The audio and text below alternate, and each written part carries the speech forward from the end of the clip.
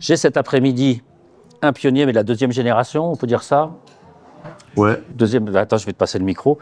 Deuxième génération, Sacha l'aîné, dit Sacha le tigre, tatoueur depuis...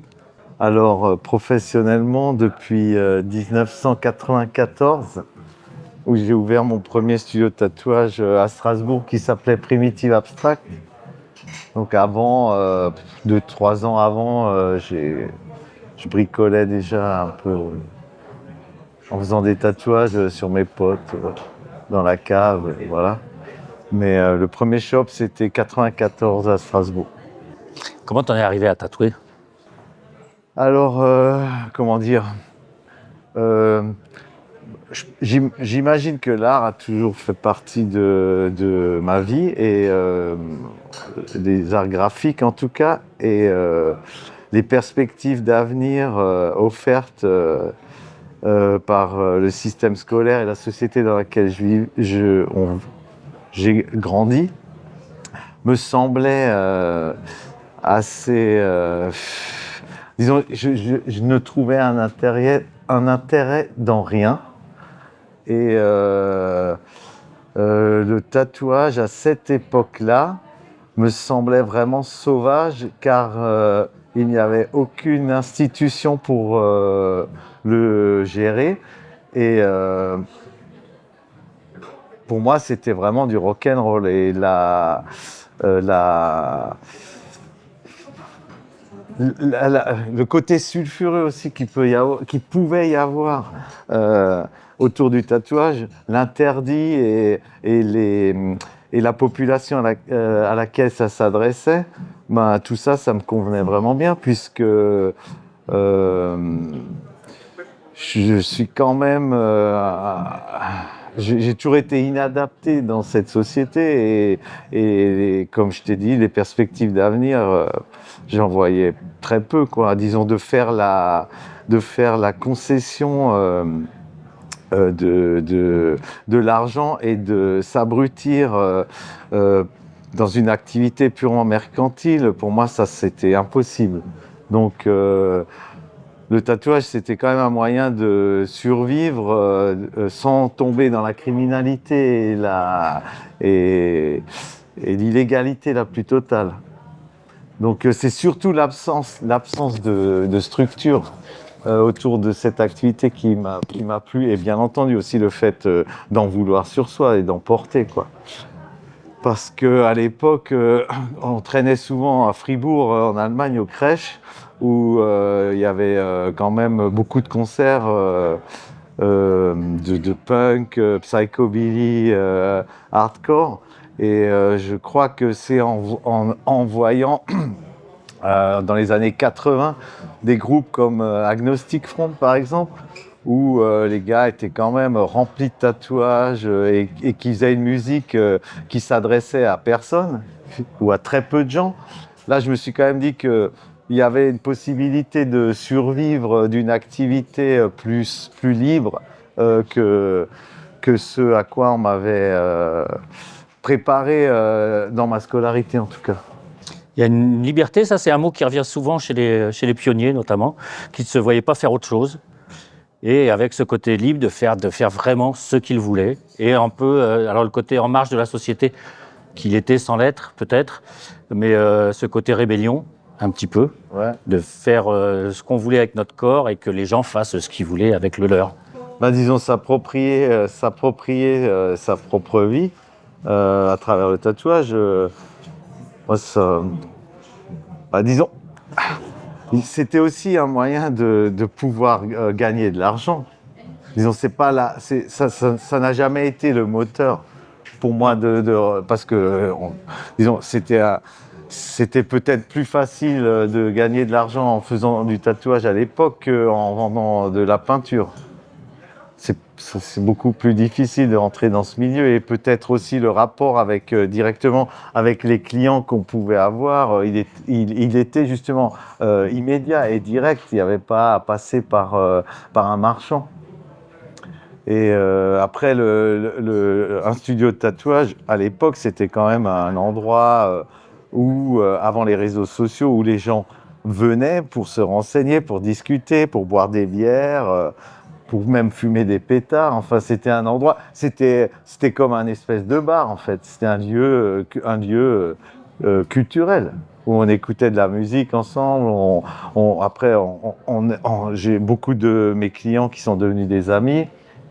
Et, ouais, après, le médium, finalement, le fait de fabriquer des images, ça c'est quelque chose qui est primordial pour moi, mais le médium de la peau, il s'est imposé du fait du côté sulfureux et sauvage. Et je répète, l'absence de structure, en fait. Ce qui a beaucoup changé par la suite, quoi, parce qu'il y a une espèce d'intelligentsia du tatouage et une espèce d'administration qui s'est mise en place.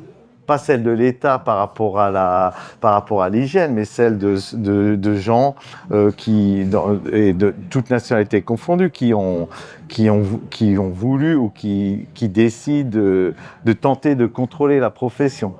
Et ça, finalement, bon, ça j'ai trouvé assez pathétique parce que l'institution qui s'est mise en place plus tard, je la trouve extrêmement totalitaire, en fait. À ce point-là, eh bien. Ouais, à ce point-là, ouais. Ouais, à ce point-là, ouais. Et donc, après ton apprentissage, tu n'en as pas fait, tu as appris tout seul? Ouais, alors je suis autodidacte, j'ai ruiné mes amis en buvant du Ricard et je me suis tatoué moi-même aussi. Beaucoup, d'ailleurs, c'est ça, toujours commencer par soi-même, je pense que c'est la règle. Ça s'est un petit peu perdu, je crois. Écoute, je sais pas, j'ai formé pas mal de gens au tatouage et ça a toujours été ça pour moi, on pouvait pas y échapper, quoi. C'est-à-dire, on commence par s'auto-tatouer. Les cuisses. Où on veut. D'accord. Ouais. Souvent les cuisses, non? Ouais, souvent les cuisses ou alors les mollets. Ouais. Mais je pense que c'est important de pouvoir prendre conscience de déjà la violence et la densité de l'acte en s'auto-tatouant. Parce que là, on peut bien ressentir la douleur et aussi, comment dire, la rigueur que ça demande. Et la douleur et la sensation, quand on se tatoue ou quand on tatoue quand on se fait tatouer, pardon, ou quand on se tatoue soi-même, c'est la même chose? Ben non, parce que quand on se tatoue soi-même, on ressent la douleur des aiguilles, alors que quand on tatoue quelqu'un d'autre, on ne le sent pas. Oui, mais quand tu te fais tatouer par quelqu'un d'autre, c'est la même Ben c'est plus facile de se faire tatouer par quelqu'un d'autre, parce qu'on est complètement passif. Après, peut-être qu'en s'auto-tatouant, on est tellement focalisé sur ce qu'on est en train de faire que la douleur... elle passe après. Mais bon, en tout cas, de se tatouer soi-même, c'est plus difficile que de tatouer quelqu'un d'autre. Donc c'est pour ça que ça me semble intéressant de commencer par ça. D'accord. Ton premier salon à Strasbourg, tu l'as eu combien de temps? Alors, je l'ai ouvert en 94 et en 2000, je suis parti... Non, attends, en 2010, je suis parti vivre en Norvège pendant 11 ans. Donc, en 2010, j'ai quitté le studio de tatouage qui a continué à vivre. Et voilà, après, ça continue. C'est encore un studio de tatouage maintenant. Qui s'appelle toujours Primitive Abstract? Non, ça s'est arrêté quand je suis parti. Tu es parti avec ta marque. Je suis parti avec ce concept, ouais, l'abstraction primitive. Et pourquoi la Norvège? Alors déjà, je voulais quitter la France. J'en avais un peu marre de la France. Et j'avais plusieurs destinations en tête. J'avais Hambourg, parce que j'adore cette ville. Et puis j'avais aussi l'Australie, Sydney, en tête. Et je suis allé travailler plusieurs fois à Oslo, chez un pote. Et je suis vraiment, ça m'a vraiment plu, la Norvège, ça m'a plu. Il y avait ce côté exotique qu'il n'y avait pas en Allemagne, à Hambourg, puisque j'ai grandi à côté de l'Allemagne. Et comme je t'ai dit, j'allais tout le temps aux crèches à Fribourg. Donc ça, je connais bien l'Allemagne. Et l'Australie, ça m'a pas plu, j'y suis allé une fois. C'est trop loin, c'est trop sport, c'est pas mon truc. Et la Scandinavie, c'est intéressant. Après, bon, je pensais pas revenir, mais la France m'a manqué quand même. Du coup, je suis revenu, tu vois. Et c'est aussi parce que le fait de m'exprimer en français, ça me manquait. Donc parler en norvégien du matin au soir, déjà, c'est jamais pareil. D'être un immigré, c'est pas facile en fait. Et vraiment, la France m'a manqué, quoi.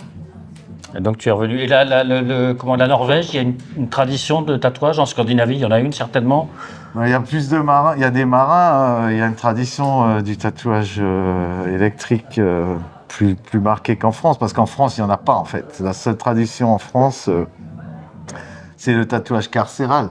Oui. Il n'y a pas le tatouage des honnêtes gens comme il y a en Allemagne, en Angleterre, au Danemark. En Norvège, c'était un peu moins, mais il y a quand même énormément de marins, donc il n'y a pas vraiment de tatoueurs norvégiens qui ont exercé les 100 dernières années de manière régulière, comme il y a au Danemark, à Nyhavn, à Copenhague par exemple, ou à Hambourg. Mais vu que énormément de jeunes Norvégiens prenaient la mer, ils revenaient avec beaucoup de tatouages qui collectaient à travers le monde, quoi. Après, il y a Amund Ditzel qui est parti aux États-Unis et qui est un des tatoueurs old-schoolers américains incontournables, mais il est norvégien. Norvégien à la base. Amund Ditzel, Ouais. ouais. Voilà, donc après, c'est sûr que dans l'iconographie, dans la mémoire collective, l'iconographie traditionnelle du tatouage électrique est ancrée dans la mémoire. Pas comme en France. Si tu veux, le old school, les codes d'écriture du old school, qui sont des lignes, des aplats de couleurs solides et des ombrages assez francs.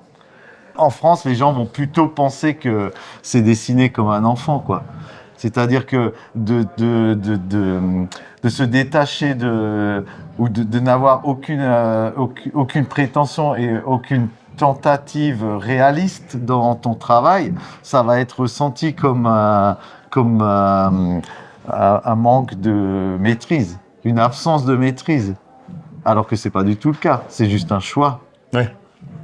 Donc ça, ça peut être une différence dans les pays où il n'y a absolument aucune tradition d'un genre d'écriture qui est différent, tu vois. Alors ça s'était manifesté dans les années 80 en France notamment. On m'avait raconté que les Français voulaient se démarquer des tatoueurs anglais et du tatouage anglais, donc le fameux tatouage traditionnel électrique, et américain, puisque c'est toi qui soumettais ça hier. Ouais. C'était fort bien dit d'ailleurs, oui. C'est ça, le tatouage Ouais. traditionnel électrique. Et donc les Français qui voulaient se démarquer des gros traits, des grosses lignes solides qu'on voyait notamment en Angleterre, et qui s'étaient mis à développer les choses les plus fines possibles. Ils travaillent à une aiguille. Alors ça, je vois pas d'où tu le sors. Vraiment, je trouve ça assez rigolo parce que ça me semble un peu prétentieux de la part de tatoueurs français qui pourraient revendiquer ça. Et je vois pas qui cela pourrait être déjà. Je te le dirai après. Ouais. Alors parce que si tu veux, il y a une renaissance du tatouage traditionnel électrique qui date du début des années 70 avec effectivement une revendication de fine line et d'une approche peut-être plus réaliste de la chose. Mais elle n'a rien à voir avec la France, tu vois. Oui, puisqu'aux États-Unis aussi, ça s'est développé comme ça. Ça se passe avec des gens comme Ed Hardy, par exemple, tu vois, qui sont tout. En fait, il faut savoir que dans les années 50, le tatouage a été extrêmement populaire. Donc beaucoup de gens étaient tatoués, peut-être autant que maintenant, si tu veux. Pas en France, hein, mais dans les pays anglo-saxons. De toute façon, en Angleterre, ça a toujours été pratiqué, mais aux États-Unis, énormément de gens étaient tatoués, c'était vraiment populaire.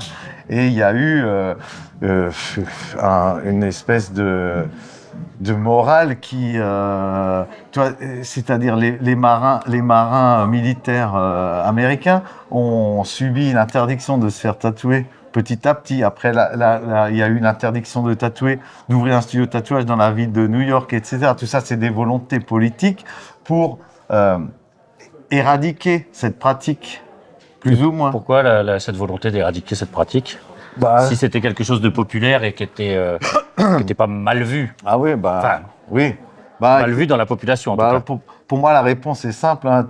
Le problème majeur, c'est la religion, en fait. Et pour en revenir à ce dont on parlait initialement par rapport à l'approche hardcore et rock'n'roll du tatouage, si tu veux,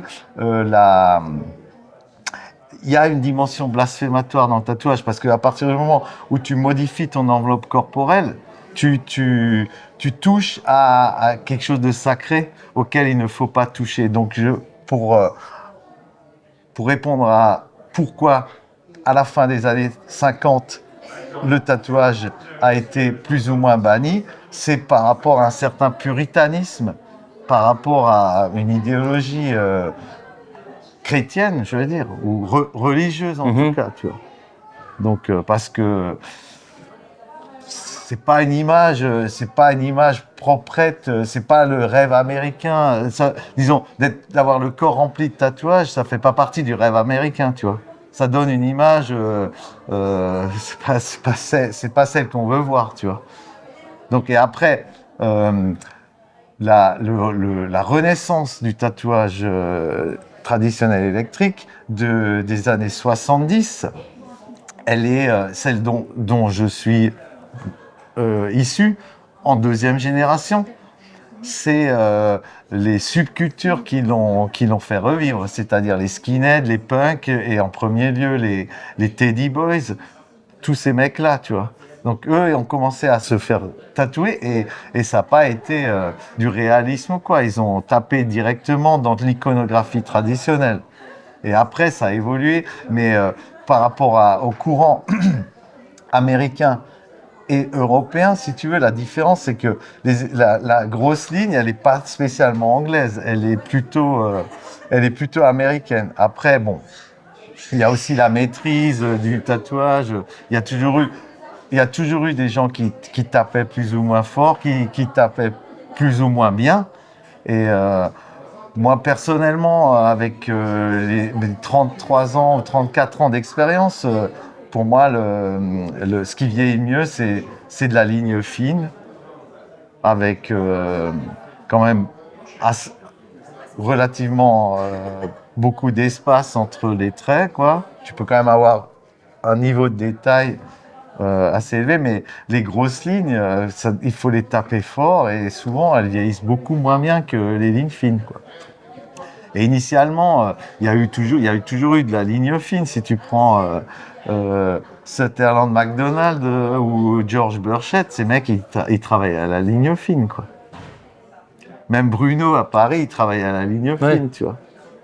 Ou Alan de Marseille, après. Ouais, ça, je connais pas vraiment son travail, quoi. Mais même les mecs à l'époque, comme de Strasbourg, Guy Peukert, tous ces mecs, ils travaillaient à la ligne fine, quoi. C'était une spécificité qui n'était pas française, du coup, puisque donc, oui, Jack Rudy aussi. Ouais, mais lui après, ça c'est l'école de la single needle. Ça c'est plus la culture hispanique, chicanos. Donc ça c'est vraiment du tatouage carcéral américain avec une approche plus réaliste, quoi. Et sans couleur. Et ouais, sans couleur, exact. Ouais. Et alors toi, la couleur, donc tu fais comment tu le définis, ton tatouage, toi? L'abstraction primitive. Voilà. Ouais. Non, je sais pas.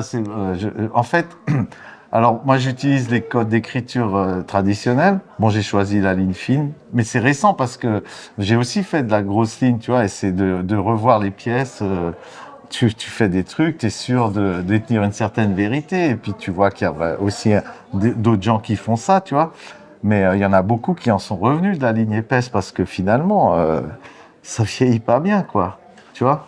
Et ça fuse. Ouais, c'est fusé, pas forcément, mais de toute façon, un tatouage, il est vivant, il vieillit. Moi, je pense qu'un bon tatoueur, c'est quelqu'un qui sait poser une image dans la peau qui va prendre 60 ans. et qui va être lisible encore dans 60 ans. Après, c'est sûr que ça va pas être la même image au moment où elle est posée et 60 ans après. Mais il faut, si tu es un vrai professionnel, tu sais comment elle va vieillir et tu fais en sorte que elle passe les années en restant décente et lisible jusqu'à ta mort.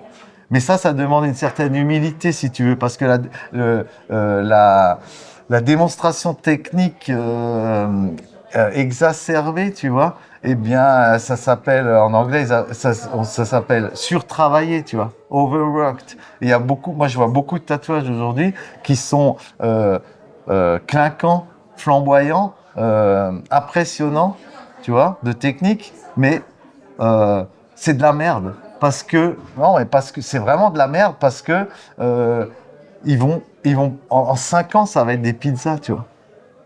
Et je comprends pas l'intérêt de, tu vois, là, il n'y a pas l'humilité du professionnel, c'est-à-dire que c'est d'en mettre plein la vue pour éblouir immédiatement, en sachant, alors si tu es au courant du fait que ce que tu fais, ça va mal vieillir, tu es vraiment un escroc.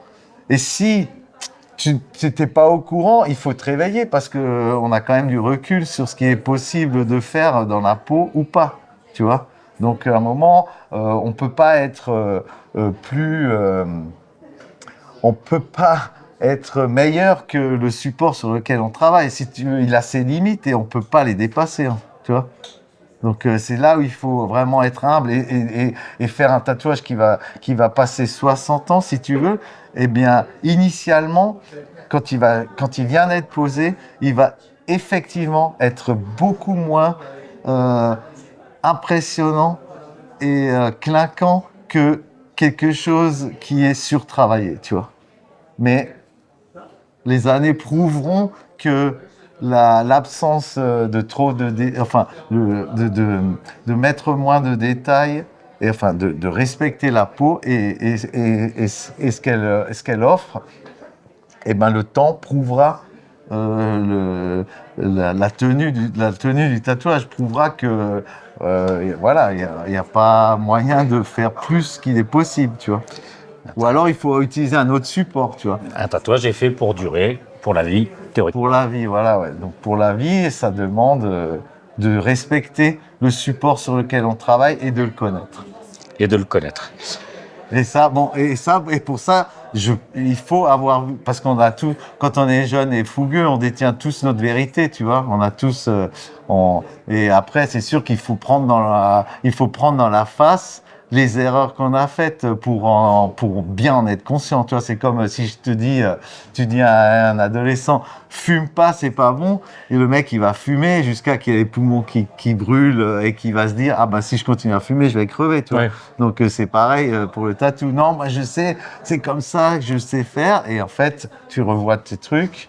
Et là, tes erreurs, tu les as devant les yeux. Et puis là, tu peux que te reprendre et te corriger, quoi. Sacha, j'ai devant moi 2 ouvrages. Hop, on va les montrer. Que tu as édités, Ouais, auto-édité, ouais. auto-édités. Ouais, Voilà, donc pour la vie, ouais. 1988. Pourquoi 1988 Non, 1680. 1968. Ah oui, C'est 68, mon pardon. année de naissance. Année de naissance, d'accord, Ouais. oui, voilà. C'est mes lunettes, moi, qui Ouais. déconne. Donc là, c'est ton 3e ouvrage, tu m'as dit, celui-là, Ouais, en fait, de ce que ouais. tu fais. Ouais, j'en ai fait d'autres. Mais c'était vraiment... Il y en a un que j'ai fait il y a 18 ans, il y a 20 ans. En fait, si tu veux, le partage du flash, parce que c'est des livres de flash, ça s'inscrit vraiment dans une tradition ancestrale. Tu vois, à l'époque, les tatoueurs s'écrivaient, s'envoyaient leurs dessins, s'échangeaient leurs dessins pour avoir plus d'images à proposer à leurs clients.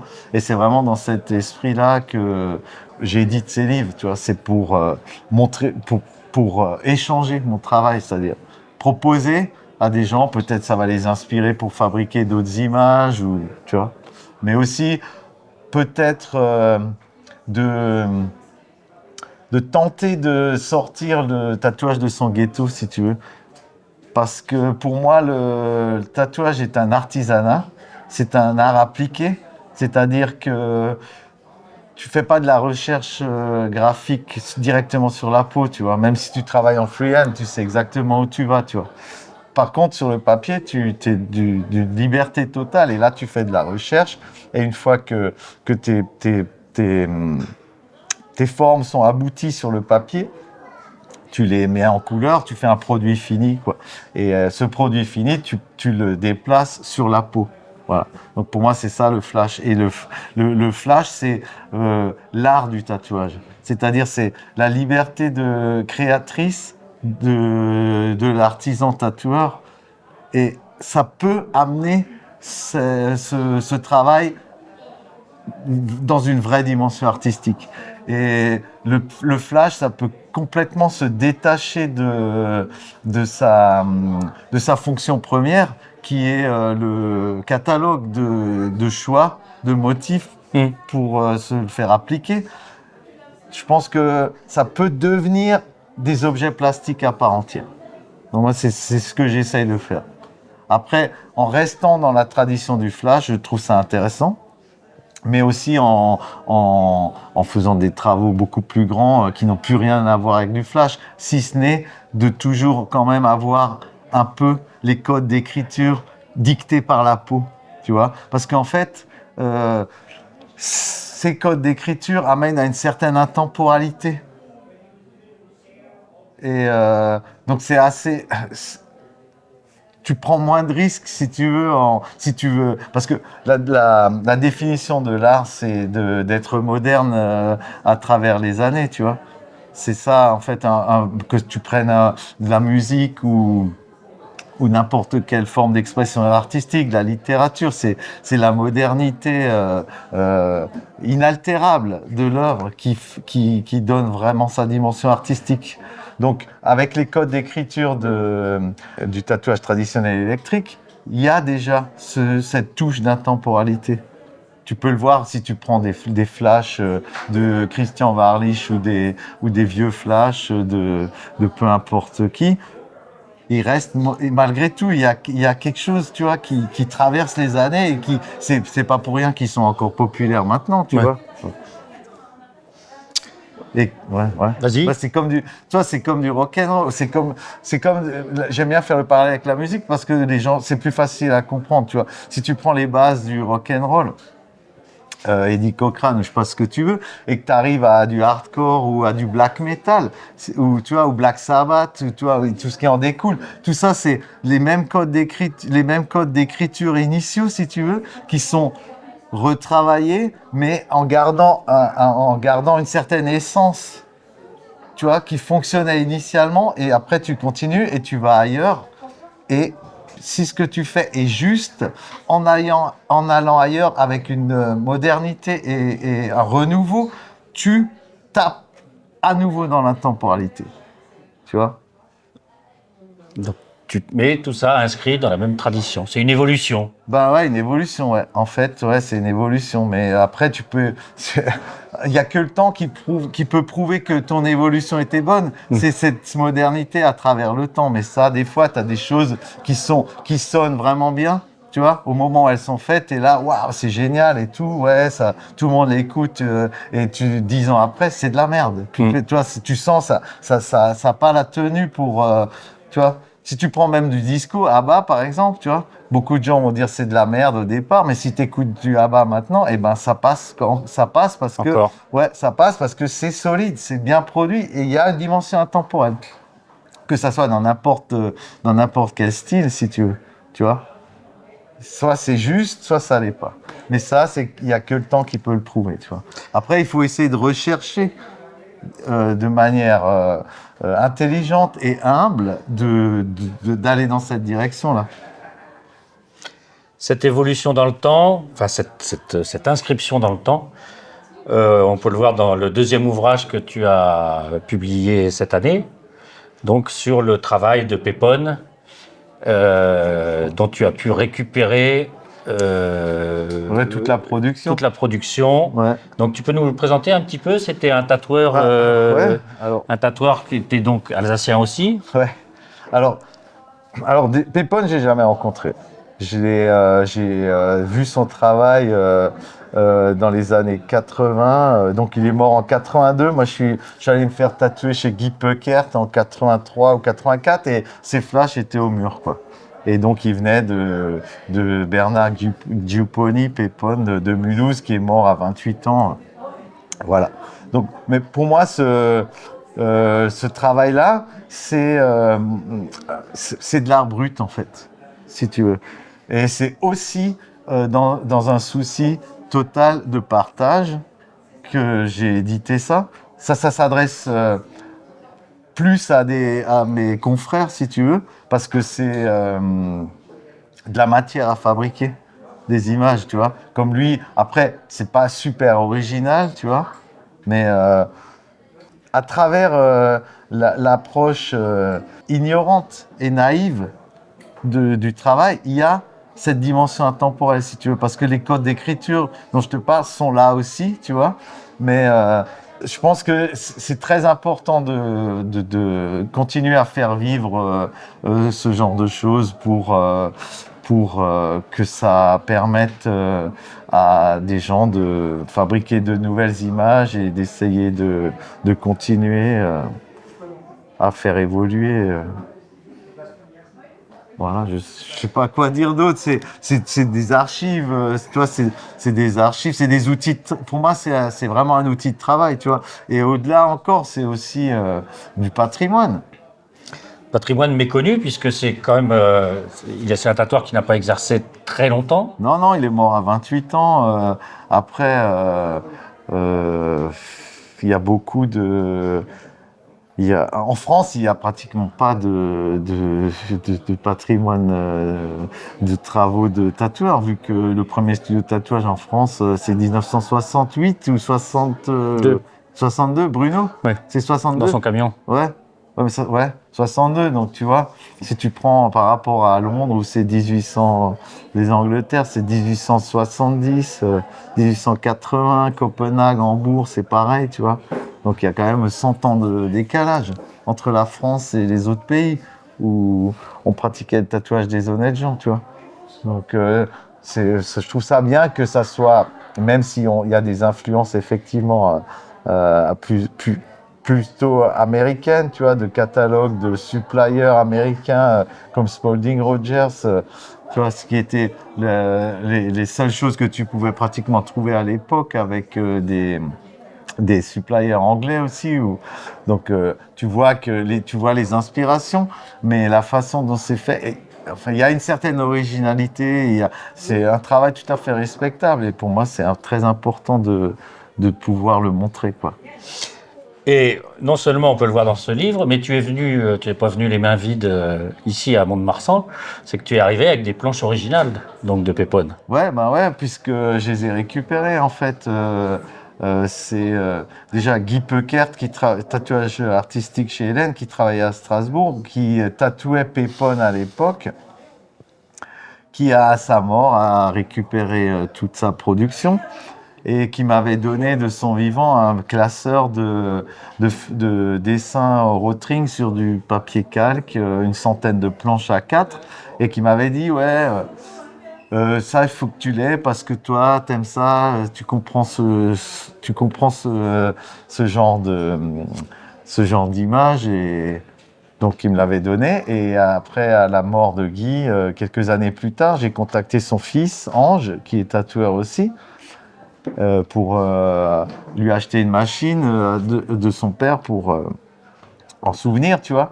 Et Ange m'a dit que ces planches, il les avait, elles étaient à la cave et qu'il voulait me les léguer.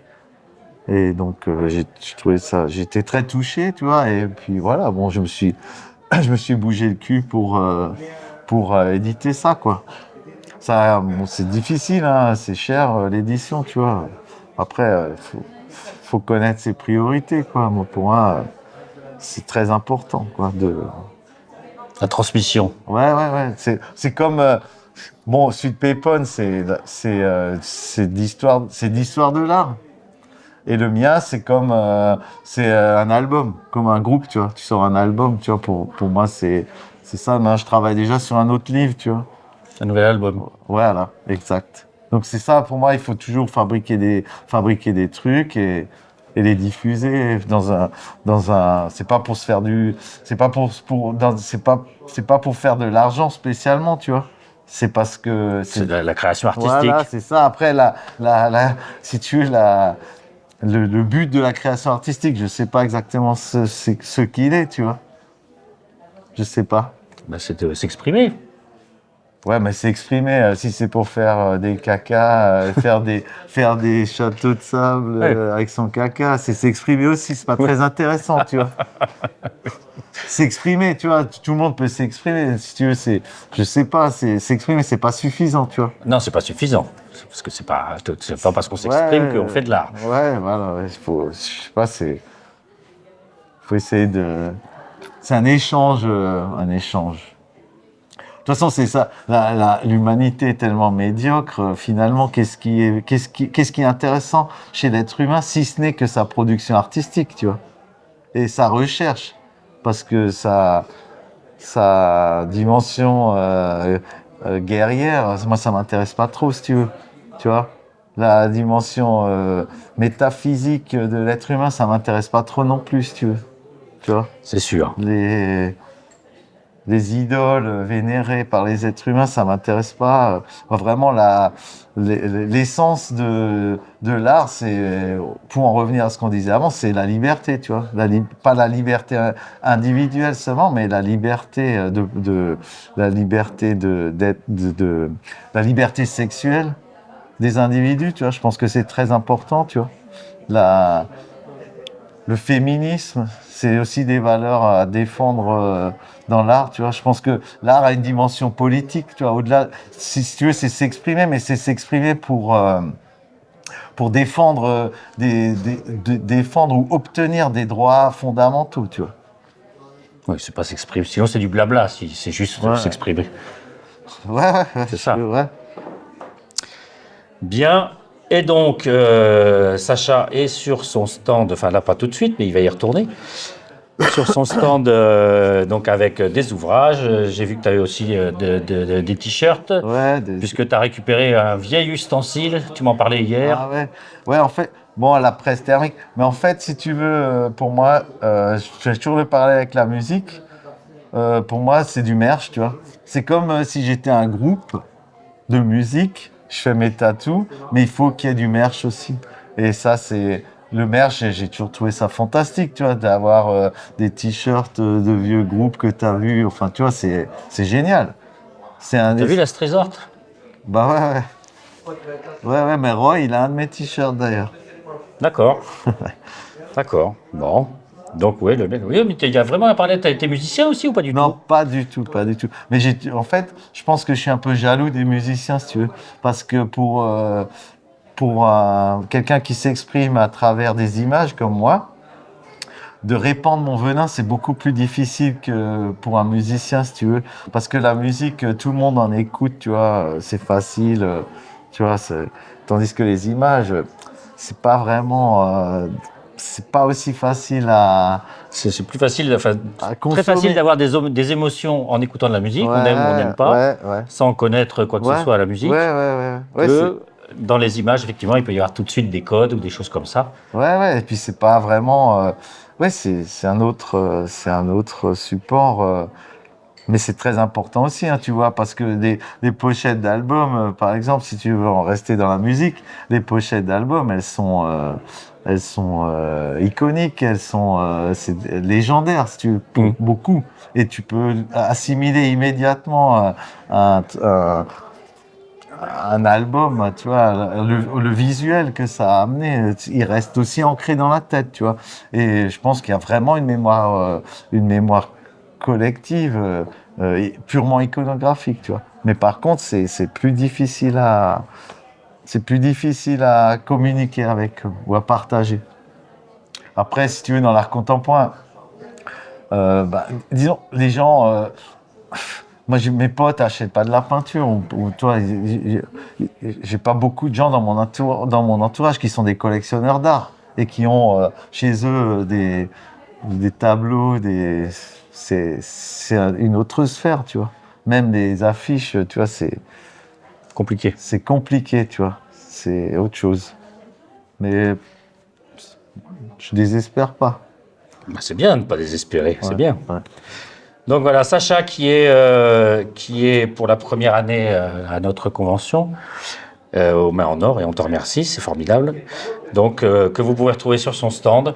En plus, il a des jolis flashs aussi à vous proposer. Des tatouages aussi. Eh ben oui, des tatouages. Ah Je dis ouais. des flashs. Ah, des parce que flashs. j'ai pas tatoué encore depuis. Non, il n'a que je pas suis là. tatoué en plus. Donc, qui sera le premier ou la première à se faire tatouer aux Mains en Or par Sacha? Voilà. Il a de très belles choses à proposer. Et en plus, il est très sympathique et il a une discussion. Voilà, il est très sympathique en ce moment. Et il a il a plein de choses à raconter, comme vous avez pu vous en rendre compte. Voilà. Merci, on se retrouve merci beaucoup. plus tard. Merci.